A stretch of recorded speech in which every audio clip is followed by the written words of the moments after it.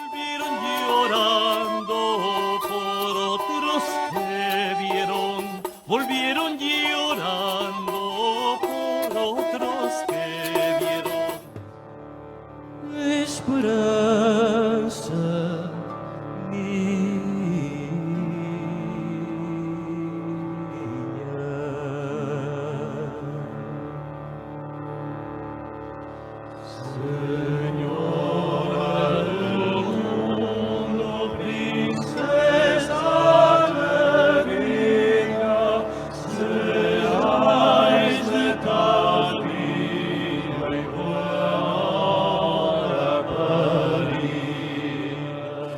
Si antes se pensaba en el mar como un gran lago entre continentes, el viaje demostró que los continentes eran en realidad islas en mitad de un gran océano.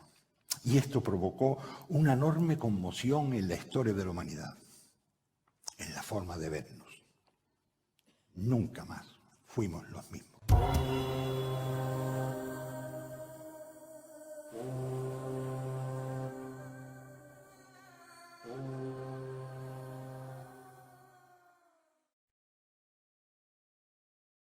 En el contexto del quinto centenario del viaje de circunnavegación, hemos podido desarrollar nuevas investigaciones en torno al proceso de expansión europea, en archivos españoles, portugueses, italianos, que tienen que ver con la construcción del mundo moderno.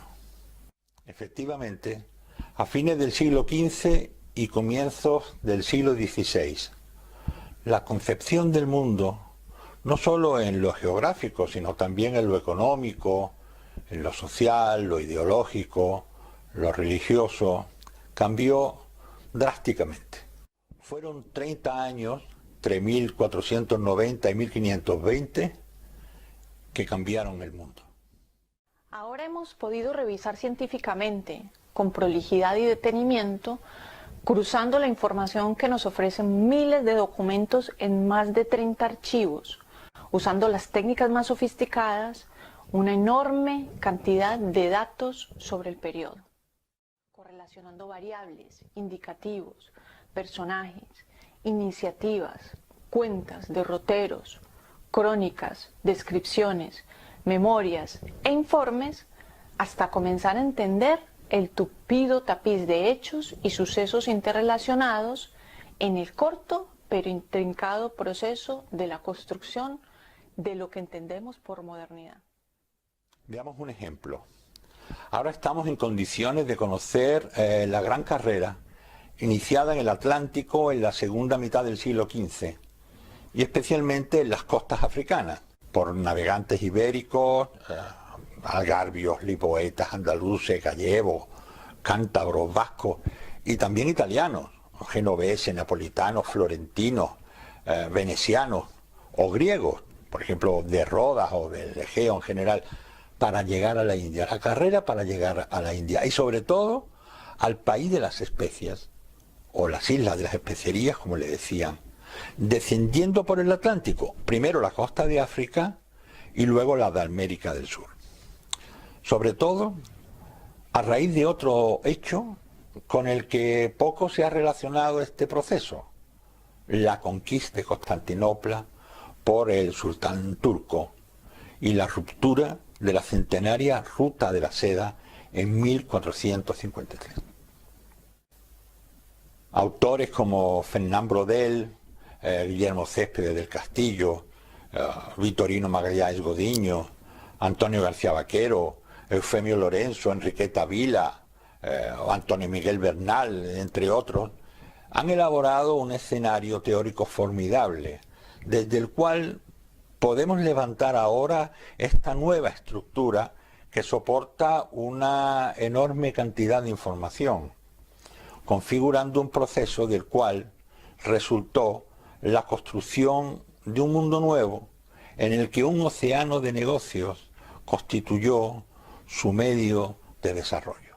En 1492, el proyecto africano, fundamentalmente portugués, de alcanzar las especierías, se unió el proyecto castellano de llegar a ellas por la ruta de Occidente, según la propuesta colombina.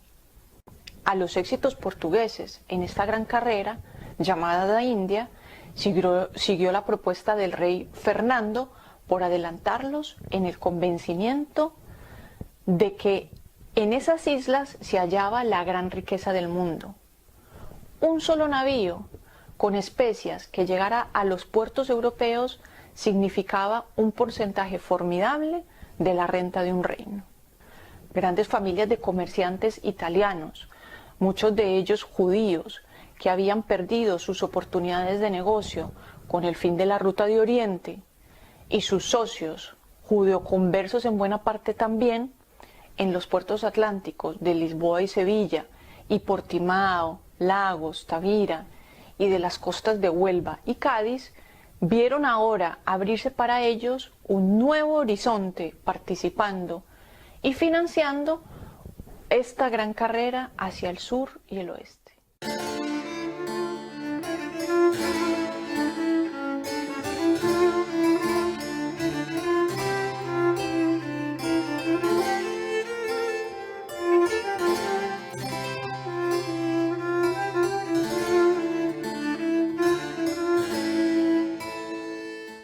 Não tragais o que é defeso, porque quem trai o vedado anda sempre aventurado a ser avexado e preso.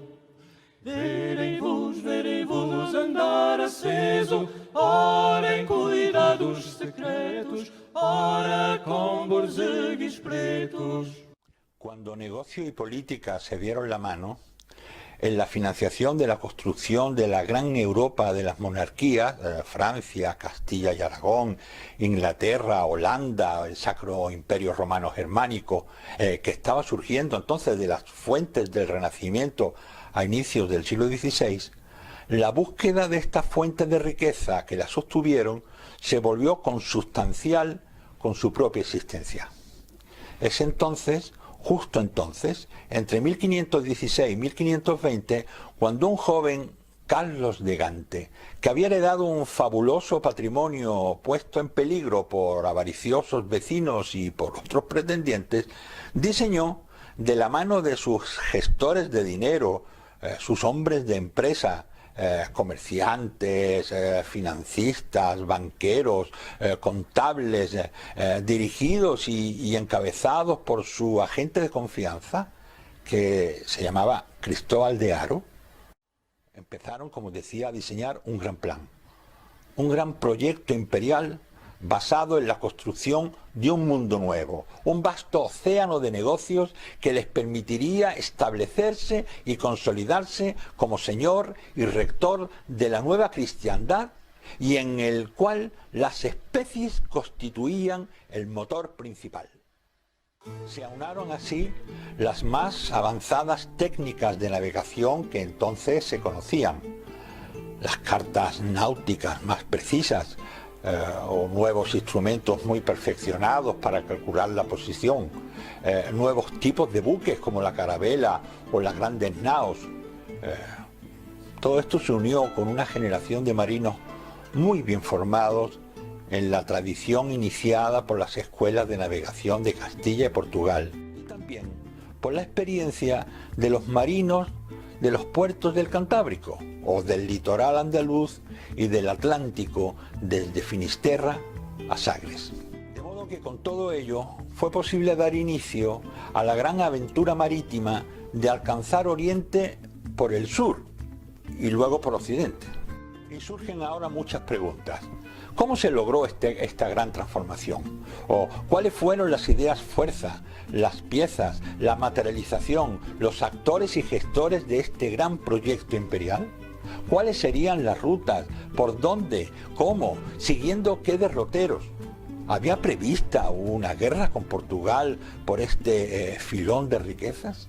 Ciencia y negocio se dieron la mano y un gran proyecto imperial pudo plantearse en la corte de Carlos V. El mundo cambió en apenas 30 años, ya lo dijimos. Nuevas investigaciones abren nuevas perspectivas de estudio en torno a este apasionante tema que significó un cambio radical en la concepción del mundo conocido hasta entonces por Occidente y desde luego dio inicio a la primera globalización. La Tierra dejó de ser tal para comenzar a ser un planeta océano. Como ya hemos comentado, el mundo medieval estaba caracterizado por ser cerrado y seguramente circunscrito a un territorio pequeño. El mundo moderno, sin embargo, se abrió enseguida a través del mar y a través de las navegaciones a un mundo mucho más ancho. Quedaban todavía grandes resabios de la medievalidad. Las ciudades, por ejemplo, eran una de ellas. Medievales también era la ciudad que le dio la despedida, la Sevilla de 1519, y también aquella que les abrió el mar, la Sanlúcar de ese mismo año, con una larga trayectoria en expediciones al Atlántico y a las costas de África. El conjunto de todos ellos y la decidida intención de conectar el mundo hizo que a la vuelta de esas navegaciones todos se habían transformado, sin lugar a dudas, en modernos.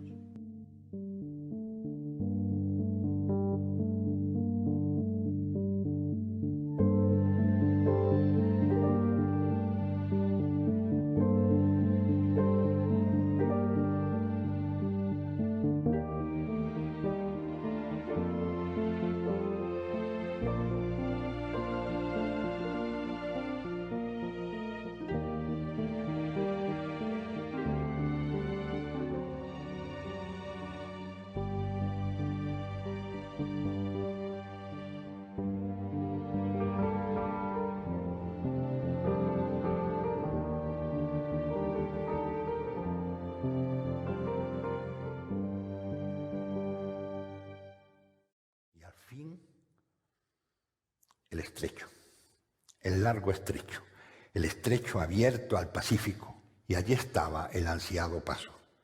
Más allá se abría el océano, el inmenso, largo, casi eterno océano que por primera vez se navegaba.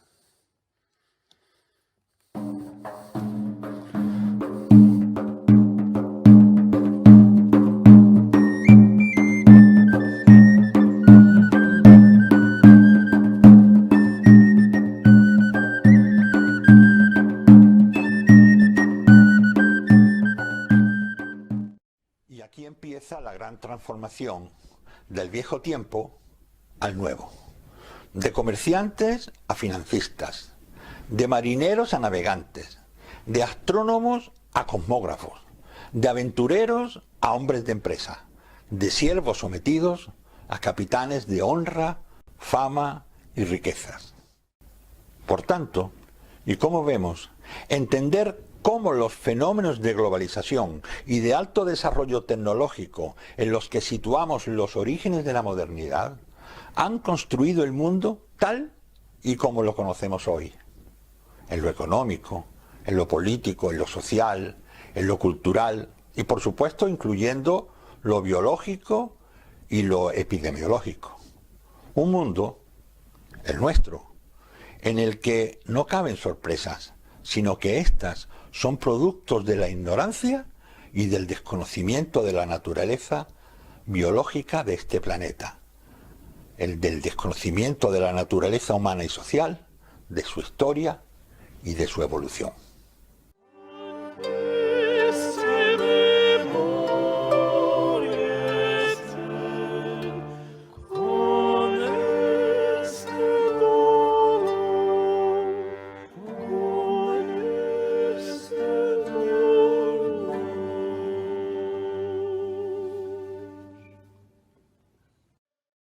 Magallanes, Elcano o Pigafetta fueron los que primero lo enseñaron, pero otros muchos que vinieron después lo hicieron tal cual es hoy. Esta no es la historia de una persona, de unas personas, ni siquiera de una generación. Esta es la historia de la humanidad.